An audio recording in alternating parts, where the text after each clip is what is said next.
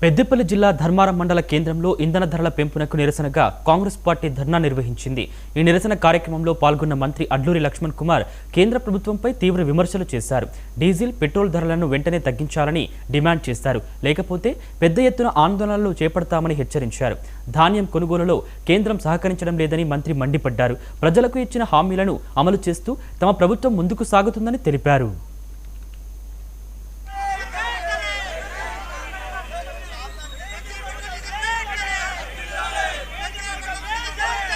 నరేంద్ర మోడీ ప్రభుత్వం, కేంద్రంలో ఉన్నటువంటి భారతీయ జనతా పార్టీ ప్రభుత్వం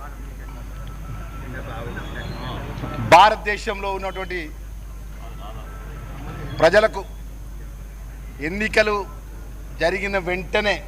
అయిపోయిన వెంటనే డీజిల్ ధర, పెట్రోల్ ధర పెంచడం జరిగింది.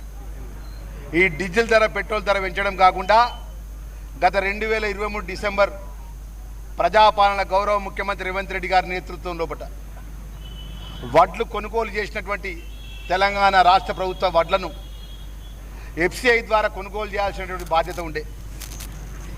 ఈరోజు 33 జిల్లాలకు సంబంధించినటువంటి రైస్ మిల్లులు కానీ, గోడామ్స్ కానీ పూర్తిగా 3 పంటలు ఇప్పటి వరకు రాష్ట్ర ప్రభుత్వం కొనుగోలు చేసిన రైతుల దగ్గరికి వెళ్ళి వడ్లను కేంద్రం ఎఫ్సిఐ ద్వారా కొనుగోలు చేయలే.